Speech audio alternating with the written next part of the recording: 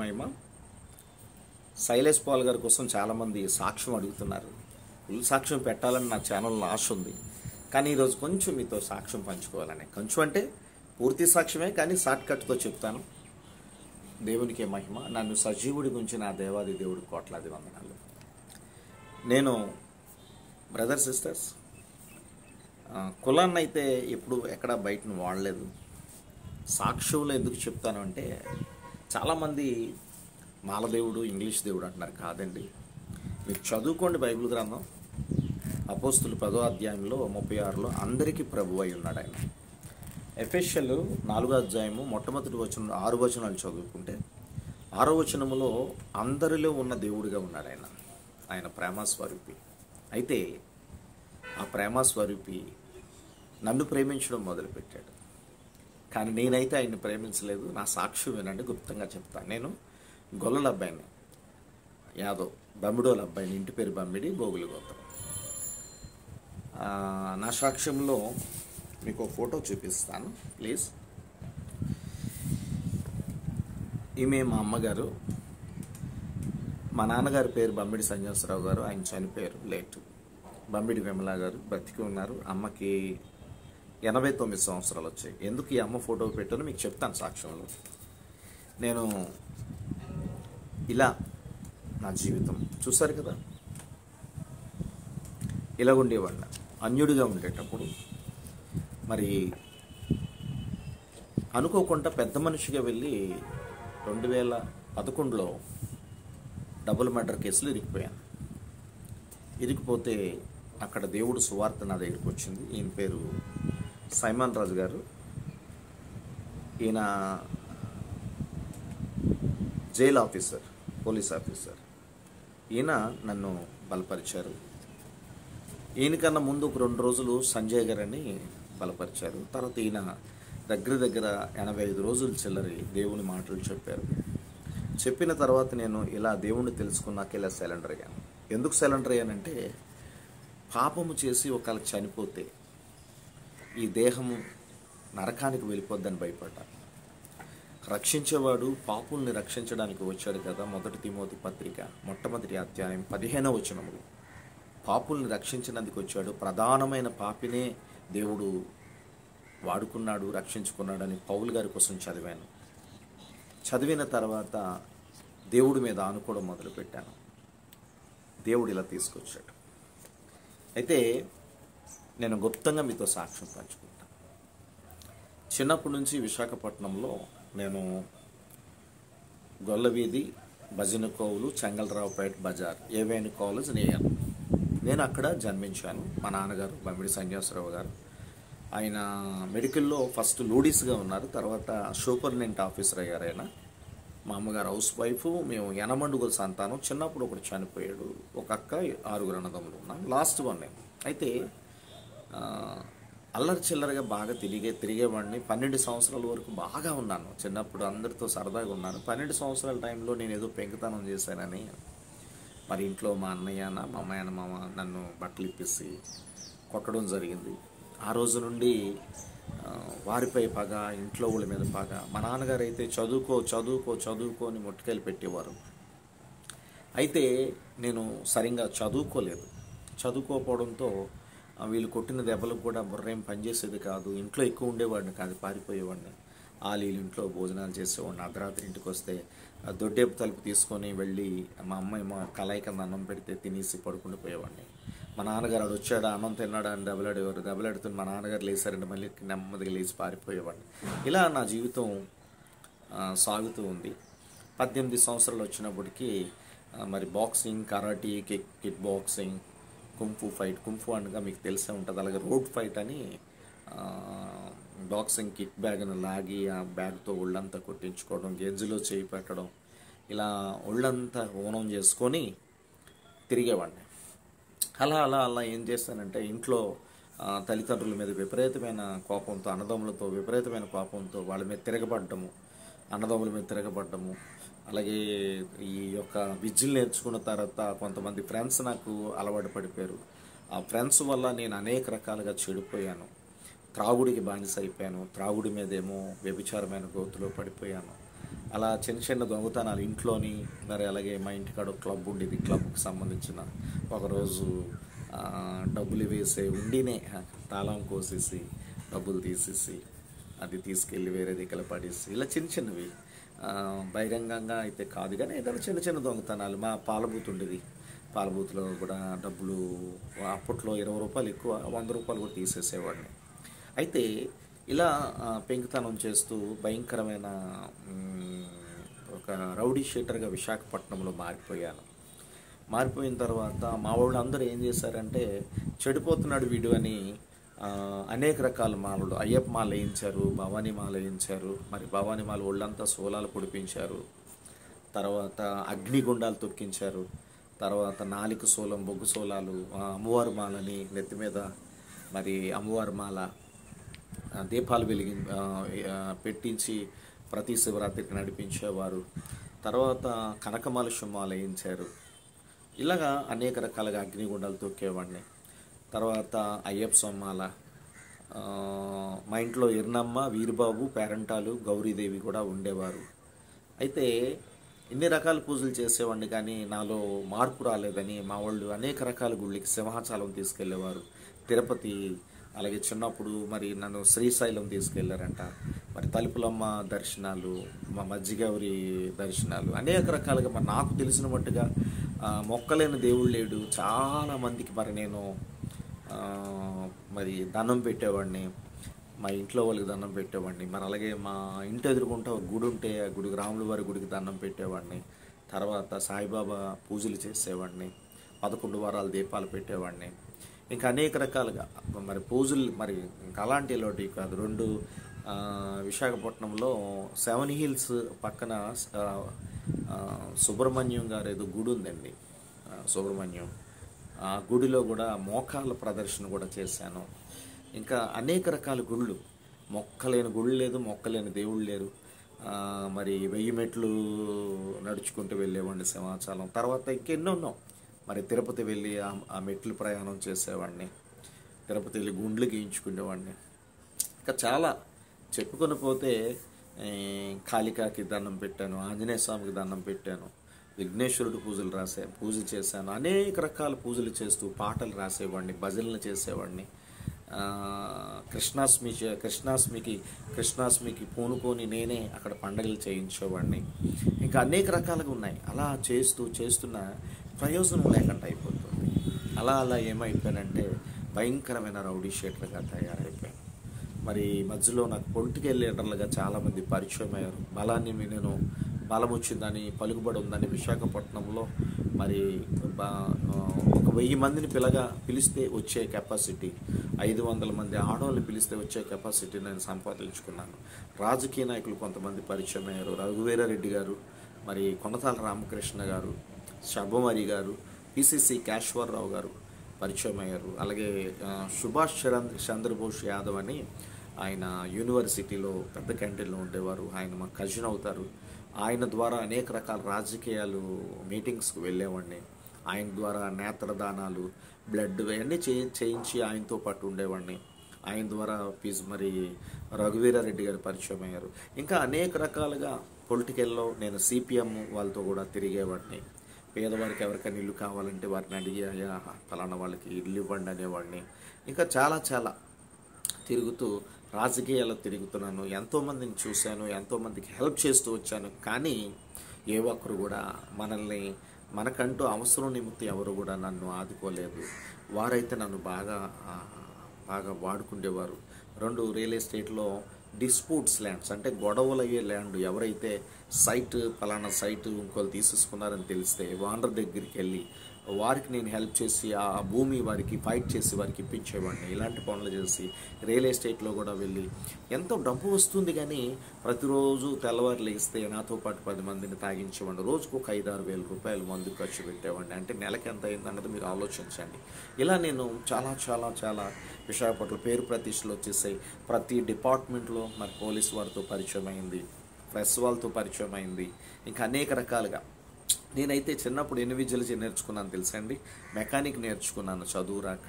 తర్వాత స్టీల్ షాప్లో చేశాను, బట్టల షాప్లో చేశాను, ఫిషింగ్ హార్బర్లో ట్రేలు, ఫిష్కి సంబంధించిన వెసల్లో ఫిష్ ట్రేలు మోసేవాడిని. తర్వాత స్టీల్ ప్లాంట్ వేబిర్జులో చేశాను. తర్వాత ఫాస్ట్ ఫుడ్ చేశాను. ఆ రోడ్డు మీద తెపాలలతో ఉండేవాడిని. ఇంకా నేను చాలా మాకు కిల్లిబడ్డి ఉండేది. కిల్లిబడ్డిలో మరి చాలా కష్టపడేవాడిని. డ్రింకులు కావాలంటే మోసుకుంటూ ఆ ఖాళీ బాటిల్ వెళ్ళి అట్నుండి నిండు బాటిల్ మోసుకుంటూ వచ్చేవాడిని. తర్వాత పాల బూతు మాకు ఉండేది. తెల్లవారు లేసి ఆ పాల బూత్కి వెళ్ళి ఆ కేట్లకి ఆ యొక్క పాల బూత్ దగ్గర పాల కేట్లు దించగానే అవన్నీ చెక్ చేసుకొని కాపలా కాసి తెల్లవారు మా అన్నయ్య మా మా బ్రదర్ మా నాన్నగారు వచ్చినంత వరకు ఉండేవాడిని. మరి ఇంటింటికి పాలు ప్యాకెట్లు ఇమ్మనేవారు. తర్వాత పాలు లారీ లేట్ అయితే ఆ డబ్బులు తీసుకొని కొన్ని కేట్లు పట్టుకొని సైకిల్ మీద చిన్న వయసు తొక్కుకుంటూ చాలా దూరం వెళ్ళేవాడిని. అంటే చిన్నప్పుడు అనేక రకాల కష్టాలు పడ్డాను. కానీ రాను ఏమైపోయానంటే వీళ్ళ మీద కోప్పడి నేను బాడీ బిల్డింగ్, బాక్సింగ్ అన్ని రకాల ఫైట్స్ నేర్చుకుని రాజకీయంగా పెద్ద పెద్దోళ్ళకి పరిచయం అయ్యాను. కానీ అందరూ వాడుకుంటున్నారు. కానీ ఒకరోజు నా జీవితంలో మరి చెప్పాలంటే దేవుడి దగ్గరికి రాకముందు అలసర జబ్బు వచ్చేసింది నాకు. అలసర జబ్బు కూడా ఒక బ్రదర్ యేసు ప్రభు నమ్ముకోండి అనే మాట పట్టే నేను పూర్తిగా సాక్ష్యం చెప్పడం లేదు. నేను ఎప్పుడన్నా సభల్లో పూర్తి సాక్ష్యం చెప్తాను. షార్ట్కట్తో ఈ యొక్క సాక్ష్యం వినండి.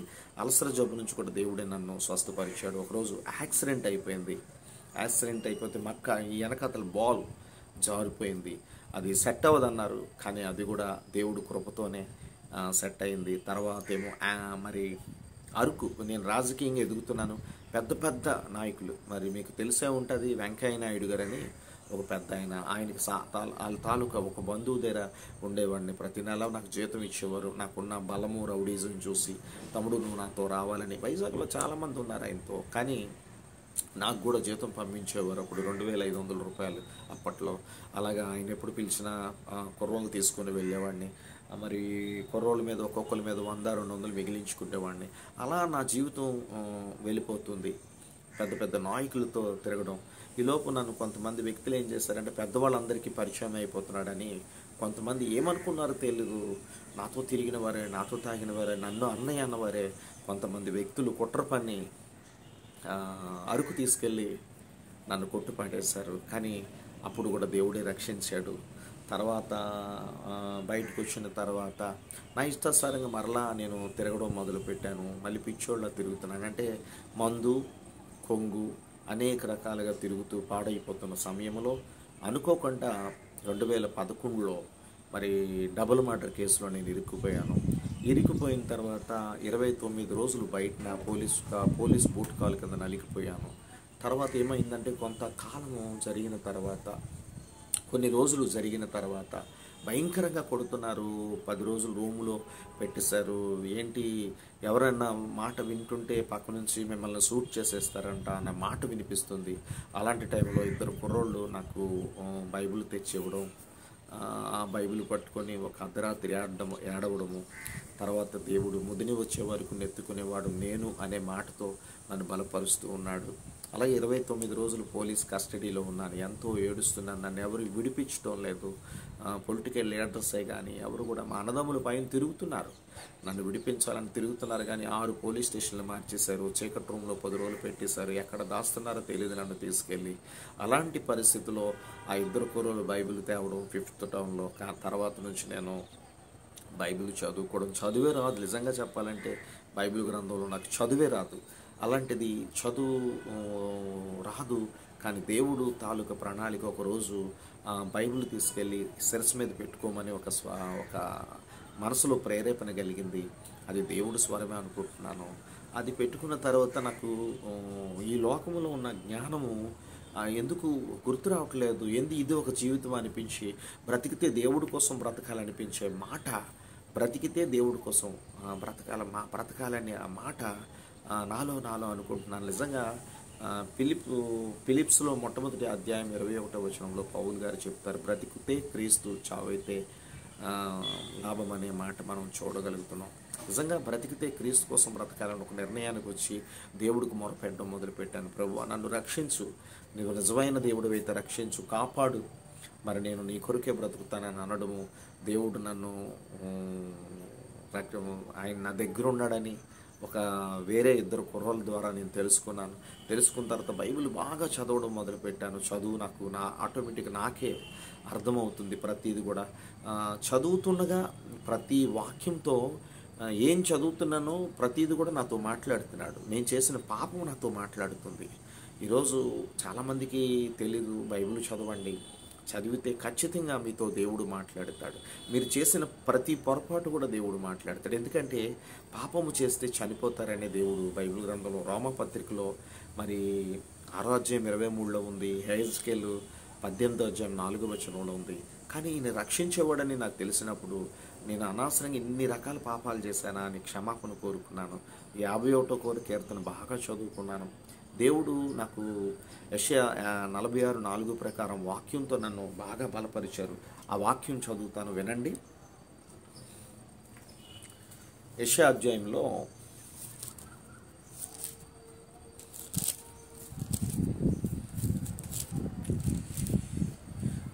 యెషయా అధ్యాయము 46వ వచనము 4వ వచనం. బుద్ధిని వచ్చే వరకు నెత్తుకునేవాడు నేనే, తల వెంట్రుకలు నెరియే వరకు నిన్ను ఎత్తుకునేవాడును నేనే చేసి ఉన్నాను, చంక పెట్టుకునేవాడును నేనే, నిన్ను ఎత్తుకొనుచు రక్షించేవాడును నేనే. ఈ మాట నాకు పదే పదే బైబిల్ గ్రంథంలో నాకు గుర్తొస్తూ అదే మాటతో దేవుడు నాతో మాట్లాడడం మొదలుపెట్టాడు. అయితే దేవుడు నన్ను రక్షించేవాడు. ఎందుకు ఈ మాటతో మాట్లాడుతున్నాడంటే, ఎప్పుడైతే ఈ మర్డర్ కేసులో నేను ఇరుక్కుపోయానో 29 రోజుల తర్వాత నేను జైలుకి వెళ్ళడం జైల్లో నన్ను పెట్టారు. జైల్లో ఈ మాటతో ఎక్కువ మాట్లాడుతూ ఉన్నారు. ఆ టైంలో సైమన్ రాజు గారు రావడము, ముందుగా సంజయ్ గారు రావడము, నన్ను బలపరచము. సైమన్ రాజు గారు కూడా వచ్చి నేను దేవుడు ఎన్నుకున్నాడు, తల్లి గర్భంలో ఎన్నుకున్నాడు అని చెప్పడము, ఇవన్నీ నేను విన్నాను. ఎందుకంటే తల్లి గర్భంలో నన్ను ఎన్నుకున్నాడంటే నిజమే, నా జీవితంలో ఒక అద్భుతం జరిగిందండి. మా కుటుంబంలో నేను 8వ సంతానం వద్దనుకొని మా నాన్నగారు ఆపరేషన్ చేయించేసుకున్నారంట. ఆపరేషన్ చేయించుకుంటే ఆపరేషన్ ఫెయిల్డ్ అయిపోయి నేను కడుపులో పడిపోయాను మా అమ్మగారికి. మరి 139వ కీర్తన 13, 16 వచనం నాదే. ఇర్మియా అధ్యాయంలో మొట్టమొదటి అధ్యాయం 4వ వచనం నాదే. ఎందుకంటే ఆయన పిండముగా పెట్టి తన కనులతో చూశాడు. ఎన్నో మందులు మా అమ్మ వాడిందంట, కానీ నేను చనిపోలేదు. ఆయన కనులతో నన్ను రక్షించాడు. ఎందుకంటే తన సేవకుడిగా తన పని చేయాలని, తన సువార్త ప్రకటించాలని, తన ప్రేమని, తన త్యాగాన్ని ప్రకటించాలని నన్ను ఎన్నుకున్నాడు కడుపులో. నేను నా 39 సంవత్సరాలు ఆయన్ని ఇబ్బంది పెట్టాను. తర్వాత నన్ను దేవుడు దర్శించి తన బిడ్డగా జైల్లో నాతో మాట్లాడి నా హృదయాన్ని మార్చిన తర్వాత నా హృదయం ఆయన మీద ఆనుకుంటూ ఎక్కువగా ప్రార్థన చేసుకుంటూ మొదలుపెట్టాను. రెండోది ఇంకోటి ఏంటంటే, మార్కు సువార్త 14వ అధ్యాయం 38వ వచనంలో శిష్యులతో చెప్తాడు యేసు ప్రభువారు, మీరు శోధనలో పడకుండా ఉండాలంటే మెలకువ కలిగి మీరు ప్రార్థన చేయండి అని. ఆ మాట నన్ను చాలా మరలా నేను ఆ శోధనలో, ఆ లోకంలో పడిపోకూడదని చెప్పి నేను ఎక్కువగా ప్రార్థన చేసేవాడిని. అలాగే యాకోబు అధ్యాయంలో మరి 4-7వ వచనంలో దేవుడికి మీరు లోబడితే అపవాది మీ వద్ద నుంచి పారిపోతాడనే మాట కూడా నేను బలంగా తెలుసుకున్నాక ప్రార్థన చేయడం మొదలుపెట్టాను. ఆ ప్రార్థన ఆయన చెవిలోకి వెళుతుందని కీర్తన 18వ అధ్యాయం 6వ వచనం ప్రకారం నేను చేసే ప్రార్థన ఆయన వింటాడని, దానికి జవాబిస్తాడండి అని మత్తయి సువార్త 7:7లో అడుగుడి మీకు ఇవ్వబడును అనే మాట కూడా నన్ను బలంగా తాకి అప్పటి నుంచి ప్రార్థన చేయడం మొదలుపెట్టాను. అయితే ఎందుకు ప్రార్థన చేయడం మొదలుపెట్టాను అంటే, బయటనేమో నన్ను చాలామంది చంపాలని 5 కత్తులు తయారు చేశారని, తర్వాత 2 గన్నలు తెచ్చారని నాకు జైల్లో ఉంటుండగా మరి వార్త వచ్చింది. కానీ నేను ఒకటి అనుకున్నాను, ప్రభువా నేను తెలుసుకున్నాను కనుక నువ్వు నన్ను రక్షిస్తావు, కాపాడుతావు. ఒకవేళ అలాగే చనిపోతే తండ్రి నిన్ను ఖచ్చితంగా నేను చూస్తానన్న నమ్మకం నాకు ఉందని. ఆ ధైర్యం ఎందుకు వచ్చిందంటే, ఎందుకంటే కుడిపక్క దొంగకి రక్షణ లేదు, కానీ మారు మనసు పొందుకున్నాడు. అలాంటి మారు మనసు నేను పొందుకున్నాను కనుక ఆ యొక్క దొంగకి ఇదిగో నేడు నాతో పాటు పరదేశులను ఉండు అనే మాటకి నేను కూడా రక్షించబడ్డాను కదా. మనసు అంతా నీదే కదా ప్రభువా, నీ మనసు నాకు వచ్చింది కదా. ఫిలిప్స్ 2:5 ప్రకారము నీ మనసు నాకు వచ్చింది కనుక నువ్వు నన్ను రక్షించేవాడివి అనే ధైర్యంగా మరి వీళ్ళందరూ చంపుతాను అని ఎన్ని రకాలుగా వార్తలు నాకు వచ్చిన మా వాళ్ళకి ఒకటే చెప్పాను, ఎలాగైనా నన్ను విడిపించండి, నేను దేవుడి కోసం బ్రతకాలి, నన్ను ఎలాగైనా విడిపించండి, నా దేవుడే రక్షిస్తాడని విశ్వాసంతో బెయిల్ మీద బయటకు వచ్చినప్పుడు మరి బయట అయితే 100 మంది ఉన్నారంట నన్ను ఏదో చేయాలని. జైలు పైన నేనున్న ప్రాంతంలో 100 మంది ఉన్నారంట. నిజంగా ఒక్క మనిషి కూడా లేడండి. ఆ రోజు జైలు బయటకు వస్తే ఒక పక్క కారులో నా స్నేహితులు ఉన్నారు, దాంట్లో మందు బాటిల్స్ ఉన్నాయి. తర్వాత నేనేం చేశానంటే జైల్లో ఒకరోజు నన్ను ఎవరైతే చంపాలనుకుంటున్నారో ఇంకెందుకు డైరెక్టర్ వారి ఇంటికి వెళ్ళిపోదాము, ఇంకా ఈ కేసు ఇదే పని అయిపోద్ది అనుకున్నాను. కానీ వారిని రమ్మన్నాను. ఒక పక్క ఏమో మా అన్నయ్య కొడుకు రంజిత్, ఒక పక్క మా అక్క కొడుకు ప్రతాప్ ఒక కారులో ఉన్నారు. ఒక పక్క కుడి పక్క ఒక కారు ఉంది, ఎడం పక్క ఒక కారు ఉంది. కానీ ఏ కారు ఎక్కాలో ఆలోచన అయితే నాకు లేదు. కానీ జైలు నుంచి వస్తున్నాను, బయటికి వచ్చాక దేవుడు నాతో మాట్లాడుతున్నాడు, ఇదిగో మీ యొక్క కొడుకు మేనల్లుడు వచ్చిన కారు ఎక్కు, మీ ఫ్రెండ్స్ కారు ఎక్కొద్దని ప్రేరేపణ కలిగితే నా ఫ్రెండ్స్ ఒకటి చెప్పాను, బావా నేను ఈ కారు ఎక్కను, నేను తర్వాత మీతో మాట్లాడతానని మా కారు నేల కొడుకు కారు ఎక్కాను. ఎక్కిన తర్వాత వాళ్ళేమో నన్ను వైజాగ్ దాటించేసి మా పెద్దనింటికి తీసుకెళ్ళిపోయి ఇంకా ఎక్కడికైనా దూరం తీసుకెళ్ళిపోదాం అనుకొని వాళ్ళు మాట్లాడుకుంటున్నారు. కానీ నేను ఒకటి మాత్రం చెప్పాను, అరే నన్ను అర్జెంటుగా ఇంటికి తీసుకెళ్ళండి, అమ్మ ఎక్కడుందని చెప్తే గోవిందని ఇంటికాడ ఉందని చెప్పగానే ముందు మా అమ్మ దగ్గరికి తీసుకెళ్ళండి, వైజాగ్లో రౌడీలు ఎక్కువ ఉన్నారు, నీ మీద తిరగబడతారేమో బాబాయ్, నేను చంపాలని చూస్తారంటే దేవుడైతే రక్షిస్తాడు, నాతో ఉన్నాడు, నాకు తోడే ఉన్నాడు, నా పక్కనే ఉంటాడు, నన్ను రక్షించేవాడు ఆయన ఉన్నాడని 121వ కీర్తన అధ్యాయం ద్వారా నేను బలపడ్డాను. నా కుడి పక్కన ఉంటాడు, భయపడను. ముందు అమ్మ దగ్గర తీసుకెళ్ళానంటే అన్నీ దగ్గరికి వెళ్ళి ముందు అమ్మను చూసి అమ్మ కాలు పట్టుకొని అమ్మ క్షమాపణ కోరుకున్నాను. అమ్మ నేను తెలియని వయసులో నీ మీద తిరగబడ్డాను, నాన్న మీద తిరగబడ్డాను, నన్ను క్షమించమ్మా అని నా తల్లి కాలు పట్టుకొని ఏడ్చాను. ఏడ్చిన తర్వాత నా తల్లి నిజంగా అప్పట్లో మా వాళ్ళు యేసు ప్రభు నమ్ముతారని, మేము గొల్లల రాజులు అండి, గొల్లలము యాదవ రాజులు అంటారు, అసలు యేసు ప్రభు పేరు చెప్తే ఒప్పుకోరు. అలాంటిది నా తల్లి ఒక మాట అంది, అరే నువ్వు ఎక్కడైనా బ్రతకడమే కావాలరా మంచిగా, నువ్వు ఎవరిని నమ్ముకున్నా నువ్వు మంచిగా బ్రతకడమే కావాలంది. అదే తల్లి ఒకరోజు జైల్లోకి వచ్చి ఏడ్చింది, నేను అనవసరంగా కన్నానరా. ఎందుకు నా తల్లి వచ్చింది అంటే ప్రతిరోజు అమ్మతో నేను ఫోన్లో మాట్లాడేవాడిని, ముద్దులు పెట్టేవాడిని. అమ్మ నాకు 2 ముద్దులు పెట్టేది, 2 ముద్దులు పెట్టేది. ప్రతిరోజు అమ్మతో మాట్లాడాను. నేను 108 రోజుల వరకు కనబడకపోతే అమ్మకు నేను మా వాళ్ళందరికీ చెప్పాను, చెప్పొద్దు నేను జైల్లో ఉన్నట్టని. చెప్తే అమ్మకు తెలిసిపోయింది. తెలిసి వచ్చి జైల్లో మరి పర్మిషన్ తీసుకొని లోపలికి వచ్చి ఏడ్చింది. నేను ఎందుకేంట్రా నేను కన్నాను, ఇది చూడడానికి కన్నానని ఎంతో ఏడ్చింది. నేను అమ్మను పట్టుకొని కౌగిలించుకొని ఏడ్చాను. అమ్మ ఇంకెప్పుడు చేయను, ఎటువంటి పొరపాటు చేయనని అమ్మనే గుర్తు తెచ్చుకొని బయటికి వెళ్ళాక అమ్మ కాలు పట్టుకొని నా కన్నీరుతో అమ్మ పాదాలు కడిగి, అమ్మ ఇంకెప్పుడు కూడా నేను ఒక పన్నెత్తి మాట అన్నను తల్లి, నన్ను క్షమించు అని అమ్మని నేను క్షమాపణ కోరుకోవడం జరిగింది. ఆ రోజు నుండి మరి ఒక్కరు కూడా నన్ను చంపాలని ప్రయత్నించలేదు. నన్ను చంపేవారు చనిపోతున్నారని విన్నాను. అలాంటిది ఆ రోజు నుండి ఈ రోజు వరకు కూడా దేవుడు నన్ను రక్షిస్తూ 2011 మర్డర్ కేసు నుంచి ఈ రోజు వరకు ప్రజెంట్ 2025 ఈరోజు వరకు ఆయన కృపలో నన్ను నడిపిస్తూ ఈరోజు ఒక సువార్థికుడిగా 4 సంవత్సరాలు ఆ కొండల్లో కోనల్లో అన్ని రకాల అడవిలు తీసుకెళ్ళాడు. 4 సంవత్సరాలు కూడా మరి సువార్తలు వాడుకున్నాడు. ఆ 4 సంవత్సరాలు ఇంటికి వచ్చినప్పుడల్లా మోకాళ్ళ ప్రార్థనతో అజ్ఞాతంతో ఇల్లు దేవుని పని తప్ప మూడోది లేదు. ఇప్పుడు కూడా అదే, ఇల్లు దేవుని పని తప్ప మూడో పని నాకైతే ఏది పెట్టుకోను. ఎందుకంటే దేవుడు పని చేయాలని, దేవుడు కొరకు బ్రతకాలని ఆలోచనతో ఉన్నాను. అలా తర్వాత నన్ను దేవుడు ఒక సాక్షిగా వాడుకోవడం మొదలుపెట్టాడు. నిజంగా చాలా చోట్ల దేవుడు సాక్షిగా వాడుకుంటున్నారు. నిజంగా ఈ సాక్ష్యం విన్నాక ఎంతోమంది త్రాగుబోతులు, నేను త్రాగుబోతుడిని వెళ్ళి చెప్తున్నాను, అయ్యా త్రాగడం వల్ల చచ్చిపోతారయ్యా, వద్దయ్యా దేవుడు వద్దంటున్నాడని వారిని బలపరిస్తే వారు త్రాగు నుంచి విడుదల పొందుకుంటున్నారు. అలాగే ఘోరమైన అమ్మాయిలతో వ్యభిచారం చేస్తూ తిరిగిన నేను, తిరుగుబోతులు ఎవరైనా ఎదురైతే అయ్యా వద్దయ్యా వ్యభిచారం వల్ల చచ్చిపోతారయ్యా, మరణశిక్ష ఉందని వారికి చెప్తుంటే వారు కూడా చక్కగా విడుదలయ్యి ఎంతోమంది నిజంగా చెప్పాలంటే నా సాక్ష్యం విని దేవుడు కృపలో దేవుడు రక్షించే విధాన్ని చూసి వాళ్ళు దేవుడు ఎంత గొప్పవాడా, నిన్ను రక్షించిన దేవుడు నన్ను రక్షిస్తాడు, నిన్ను కాపాడిన దేవుడు నన్ను కాపాడుతాడు, నిన్ను క్షమించిన దేవుడు నన్ను క్షమిస్తాడా బ్రదర్ అంటే, నిజం నాన్న, క్షమిస్తాడు. పనికిరాని నా జీవితాన్ని పనికొచ్చే పాత్రగా వాడుకుంటున్నాడు.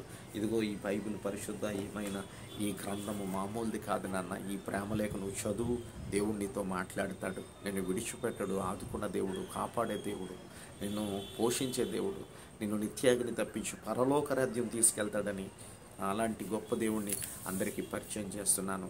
నిజమైన దేవుడు యేసు ప్రభు అని ఎంతోమంది మరి తెలుసుకొని మారు మనసు పొందుకొని రక్షణ తీసుకొని ఈరోజు చాలామంది మంచిగా నాకు ఫోన్లు చేస్తూ ఉంటారు. అనే ఆ రోజు నువ్వు చెప్పావు, నీ సాక్ష్యం విన్నాక నేను మారానన్నయ్య అని ఎంతోమంది చెప్పడం జరిగింది.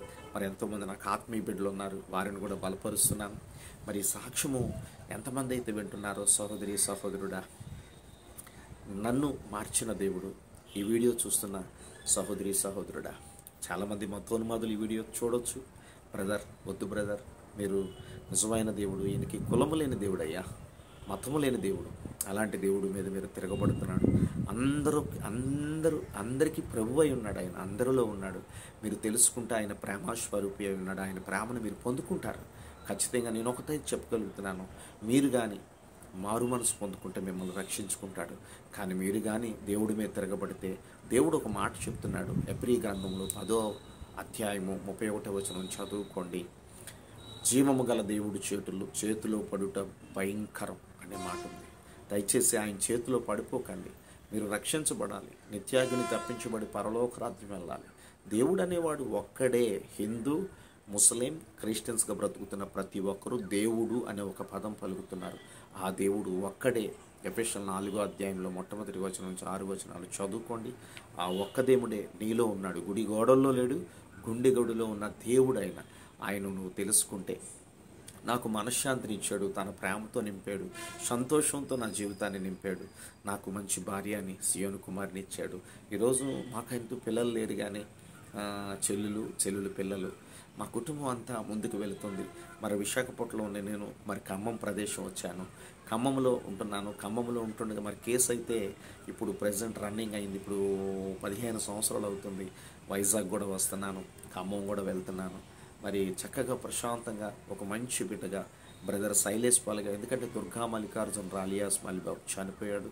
బ్రదర్ శైలేష్ పాల్గా నేను బ్రతుకుతున్నాను. ఈ వీడియో చూసిన ప్రతి ఒక్కరూ రక్షించబడాలని, ఆయన రక్షించే దేవుడని, ఆయన నడిపించే దేవుడని, ఆయన పోషించే దేవుడని, ఆయన కాపాడే దేవుడని, ఆయన ఎప్పుడు కూడా నీకు తోడుండి నిత్యాగ్ని తప్పించి పరలోక రాజ్యం ఇచ్చేవాడని నేనైతే చెప్పగలుగుతున్నాను. నీ కుటుంబంలో ఒకళ్ళ గొడవలతో, ఇబ్బందులతో ఉన్నావేమో, అప్పులతో, బాధలతో, శ్రమలతో, అనారోగ్యాలతో, శత్రువులతో ఉన్నావేమో, మనశ్శాంతి లేకుండా బ్రతుకుతున్నావేమో, ఒకవేళ చనిపోదామని ఎదురు చూస్తున్నావేమో, నేనైతే చెప్పగలుగుతున్నాను, బైబిల్ గ్రంథం పట్టుకొని ప్రార్థన చేయి. దేవుని ఆత్మతో నిన్ను నింపి ఆయన మార్గంలో నడిపిస్తాడు.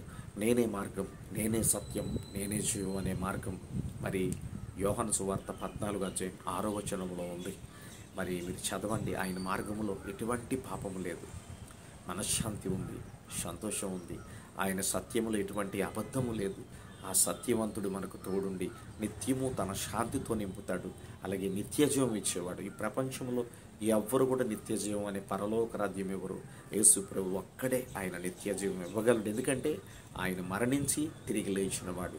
ప్రపంచంలో ప్రతి సమాధిలో మనిషి ఒక శవం ఉంటుంది, కానీ యేసు ప్రభు సమాధి మాత్రం ఖాళీగా ఉంటుంది. ప్రపంచం అన్ని దేశాల ప్రజలకు తెలుసు యేసు ప్రభు దేవుడని. ఆయన అందరి దేవుడు, మాల దేవుడు కాదు, ఇంగ్లీష్ దేవుడు కాదు. ఈ మాటలు వింటున్న ప్రతి సహోదరుడా, సహోదరి, మీరు మారండి, మారు మనసు పొందుకోండి. మీరు ఏ కులంలో ఉన్నారో కులాన్ని మార్చేవాడు కాదు. మీ మనసు మారితే చాలు, మీ బ్రతుకు మారితే చాలు, ఆయన మీతో ఉంటాడు. ఈ సాక్ష్యము దేవుడు దీవించును గాక. God bless you all. మరొక ప్రేయర్ రిక్వెస్ట్, నా కేసు రన్నింగ్లో ఉంది, ప్రార్థన చేయండి. లోపటుంటే ఖైదీలు మారుతారు, బయట ఉంటే ప్రపంచం అంతా తిరుగుతాను, కొన్ని దేశాలు వెళ్తాను, ప్రతి రూపాయి పేదవారికి కడుపు నింపుతాను, వారికి వస్త్రాలు ఇస్తాను, లేని వారికి సహాయం చేస్తాను. సబ్స్క్రైబ్.